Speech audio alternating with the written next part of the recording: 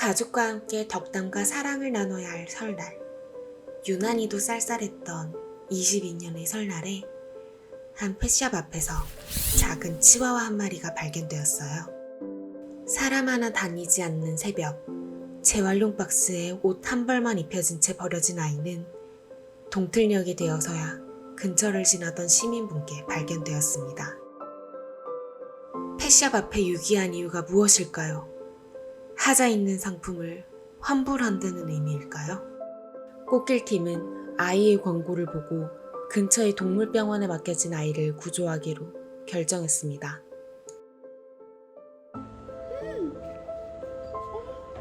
어머 어떡해?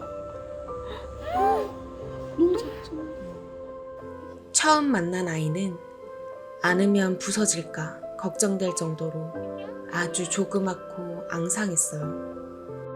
아이에게 혹시 무슨 문제가 있는 건 아닐까요? 그 설사가 너무 작은데요. 설사가 안 잡혀요. 이거 지금 검사해서 원인이 파보 이런 건 아니고요. 파브도 아니고요. 네. 파브는 아예 잘 먹어요. 아이의 유난히 야윈 몸은 설사 때문이었을까요? 사실 전염병만 아니라면 설사는 약만 먹으면 쉽게 잡을 수 있는 흔한 증상인지라 꽃길팀은 이때까지만 해도 크게 대수롭지 않게 생각했어요. 아이의 새로운 시작을 응원하기 위해 이름을 시작이라고 짓고 시작의 정확한 상태를 확인하기 위해 연계병원으로 이동했습니다.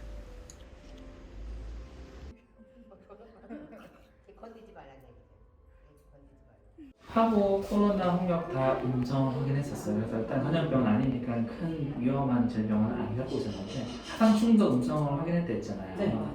근데 그때 제가 엑스레이를 찍었을 때 보니까 엑스레이랑 혈액 검사 봤을 때 특별하게 문제는 없었어요. 근데 문제가 있었던 게 뭐냐면 염증 수치가 좀 높게 나왔어요. 혈액 검사에서 WBC가 6에서 17이 정상이에요. 근데 네. 우리에게는 28이 나왔었어요. 그래서 이거는 뭔가 염증이 있는 상태다라고 생각했었어요. 근데 이제 우리는 아이에 대한 정보가 없으니까 일단 모니터는 해봐야 되는데 그렇게 해서 설사했다라고 한다면 아마 장에 염증이 있지 않았나 생각을 해봐요. 왜냐면은 엑스레이상에서도 조금 장문절에 이제 염증 소견이 미약하게 보긴 했었거든요. 근데 심하진 않았었어요. 그래서 너무 작으니까 여기가 너무 작아서 막 보기가 쉽진 않아요. 너무 작은 애들은. 근데 혈액 검사라든지 뭐 방사상에서는 특별하게 위험하게 나오는 건 없지만 염증 상태가 좀 높게 확인됐고 지금 그렇게 지금 설사하는 거 보면은 전염병은 안 했으니까 아마 기본적인 장염에 대한 처치를 할 것 같아요. 다행히 전염병은 아니었지만 염증 수치가 높게 나와 안심할 수는 없는 상황. 꾸준한 모니터링이 필요하다 판단해 따로 인보처를 구하지 않고 시로이 언니의 집에서 상태를 지켜보기로 했어요. 인보처에서의 시작이는요. 어딘가에 갇혀 지낸 것처럼 맨바닥을 잘 디디려 하지 않았어요.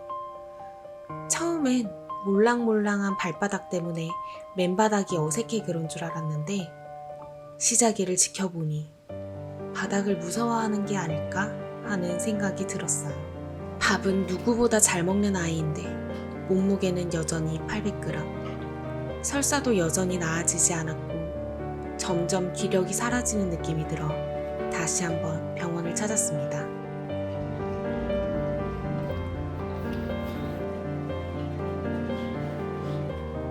전반적인 혈액 검사는 특별하게 문제 없었고 엑스레이상에서 괜찮았는데 이제 설사가 심하니까 전염병에 대한 검사, 코로나 파보 검사도 음성 확인했고 그러면 그 다음 확인해보는 게 이제 분변 검사인데 분변에서도 사실 세균 감염이라든지 곤충 감염이 확인되진 않았어요.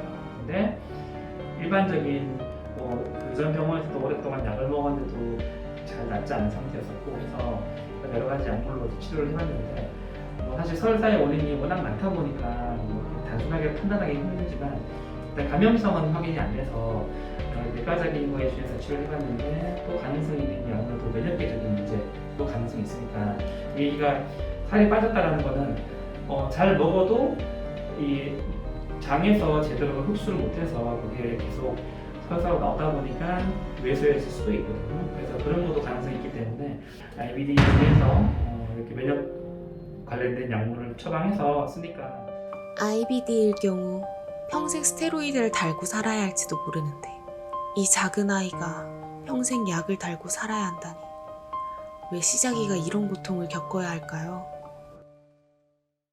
그렇게 스테로이드 치료를 시작한 첫날 정말 기적적으로 시작이의 설사가 멈췄어요. 그래도 안심할 수 없어 처방받은 약을 먹이며 상태를 계속 모니터링했습니다. 설사가 잡히고 나니 시작이는 날로 살이 붙기 시작했어요. 그리고 무엇보다 다행인 건 시작이가 조금씩 생기를 찾게 되었다는 거예요.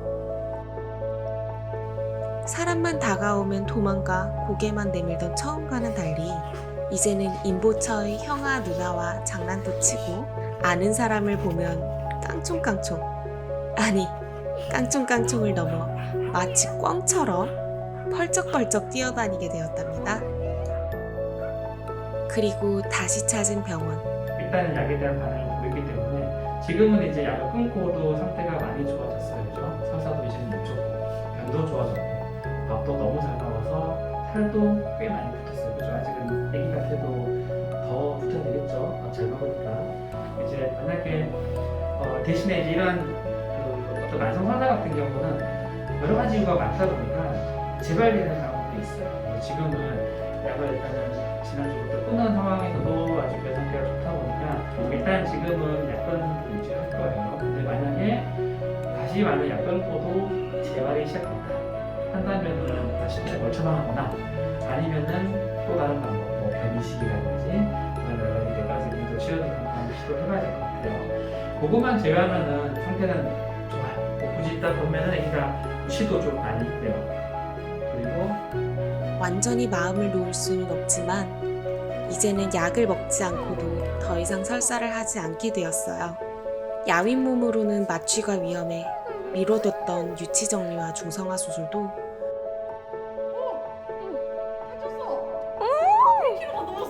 드디어 1kg를 넘게 되면서 할 수 있게 되었어요. 그리고 시작이에게 남은 가장 중요한 한 가지. 이제는 시작이에게 평생 가족을 찾아줄 시간. 깜찍한 외모와 깨발랄해진 성격 덕분인지 시작이의 입양에 정말 많은 분들이 관심을 가져주셨어요. 몇 날 며칠 머리를 맞대고 고민한 꽃길팀. 심사숙고 끝에 시작이를 정말 많이 사랑해줄 것 같은 가족을 드디어 만났습니다.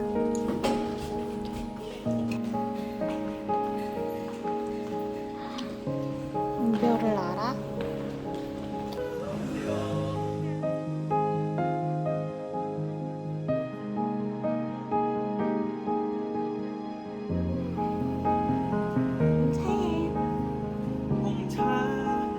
자주 봐요. 자주 봐요. 동생? 동생이 동생?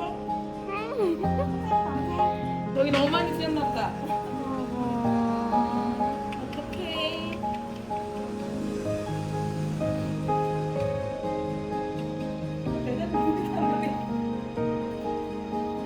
자주 데리고 올게요. 가까우니까.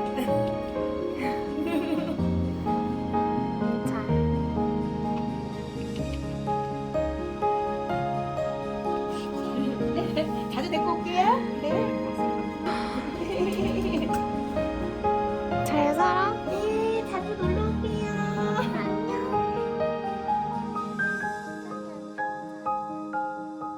2022년의 시작에 만나 새로운 시작을 선물해주겠다는 약속을 드디어 지키게 되었어요.